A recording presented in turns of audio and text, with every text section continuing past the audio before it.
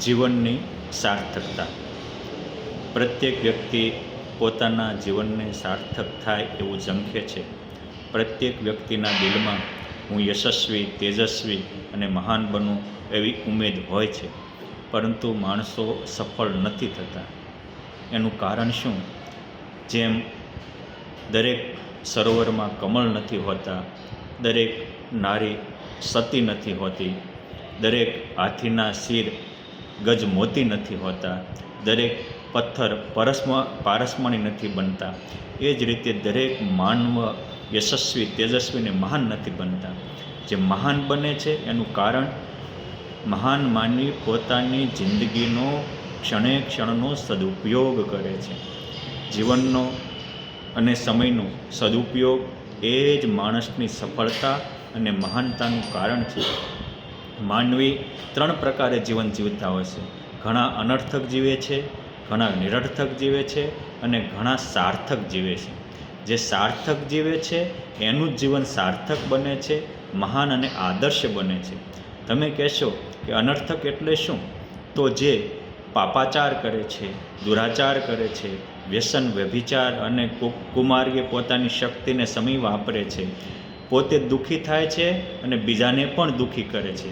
આ રીતે બીજાને પરેશાન કરનારો અને પોતાના પેટના ખાડાને ભરવા માટે બીજાના પેટને દુખવનારો, દિલને દુભવનારો આ અનર્થક છે. આવા અનર્થક જિંદગી જીવનારાને પરમાત્મા ફરીને ક્યારેય માનવ જન્મ આવતા નથી. નિરર્થક કોણ? તો જેને પોતાના આત્મકલ્યાણનો કોઈ વિચાર જ નથી આવતો. માત્ર જેમ પશુ પંખી હોય એ પણ સવારમાં જાગે છે, પેટનો ખાડો કરવા માટે રાત દિવસ મહેનત કરે છે, રાત્રે સૂઈ જાય છે, એ પણ બાળ બચ્ચા પેદા કરે છે. એ જ રીતે જે પોતાની જિંદગી માત્ર શરીરના સુખ માટે જ તે વાપરે છે, વિષય ભોગ માટે જ વાપરે છે, પછી એ ભલે મોટા બંગલા કે મોટા ગાડીવાળા હોય, અરે કોઈ મોટી પદવી ધરાવતા હોય, પરંતુ જેને આત્મકલ્યાણનો વિચાર નથી આવતો એ રજોગુણી છે. અને આવા રજોગુણી એ નિરર્થક જિંદગી જીવે છે. અર્થાત મનુષ્ય જન્મ તો મળ્યો, મનુષ્ય જન્મ એ 184ની સર્કલ બ્રેક કરવા માટે હતો. આ મનુષ્ય જન્મ જ તે મુક્તિ પ્રાપ્તિની એક્ઝિટ મેળવવા માટે હતો. અને એટલે જ આપણા સદગ્રંથોમાં સુરૈરપીસુ દુર્લભમ, દેવોને પણ દુર્લભ મનુષ્ય દેહ છે. શું કામ? આ મનુષ્ય દેહથી જ મોક્ષ પમાય છે, પરમાત્માની પ્રાપ્તિ થાય છે, સત્યને પામી શકાય છે. પણ એનો એ વિચાર જ નથી કરતો, માત્ર ભોગવિલાસ માટે જિંદગી જીવે છે. આ બધા નિરર્થક છે અને એને ભોગની જરૂર છે એટલે પરમાત્મા પછી 184ના ચક્રમાં મૂકી દે છે. હવે સાર્થક કોણ બને છે? આપણો મહત્ત્વનો મુદ્દો તો જિંદગીની સાર્થકતા છે, એમાં એ છે તો જે સત્યને વરે છે, સત્યને સ્વીકારે છે. વિદ્યા પણ 3 પ્રકારની હોય: વિદ્યા, સદવિદ્યા અને બ્રહ્મવિદ્યા.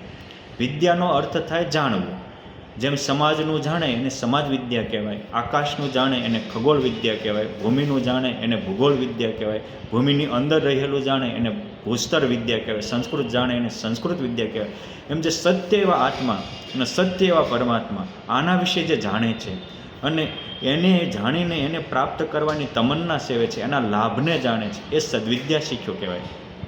અને જે વિદ્યાથી બ્રહ્મ અને પરબ્રહ્મની અનુભૂતિ થાય, આવી જે વિદ્યા એને જે જાણે છે, માણે છે, જીવનમાં અપનાવે છે, એ બ્રહ્મવિદ્યાના ભોમિયા છે. અને આ સદવિદ્યા અને બ્રહ્મવિદ્યા જે ભણે છે એનો જ જન્મ સાર્થક થાય છે.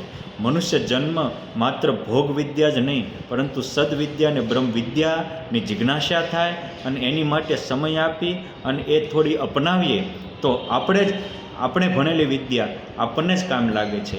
લૌકિક વિદ્યા લાખો જન્મ સુધી, લાખો વર્ષ સુધી ભણો તો એ લાખ અંતે ખાખ થઈ જાય છે. પણ તમે બ્રહ્મવિદ્યા કે સદવિદ્યા એક જ જન્મ અને કદાચ 2 કે 5 વર્ષ સુધી જ ભણ્યા, એ યુગો સુધી તમારો સાથ આપે છે અને જન્મને સાર્થક કરે છે.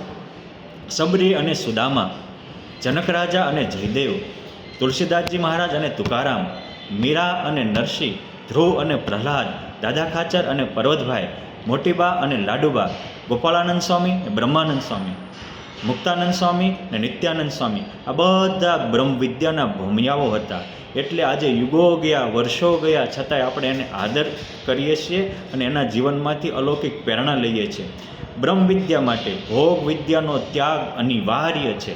કેમ? જે ભોગની સુખની ઈચ્છા એ બ્રહ્મવિદ્યા પ્રાપ્તિમાં આડોગઢ બને છે. સત્યને સ્વીકારવા માટે અસત્યની ભ્રમણા તો છોડવી જ પડે.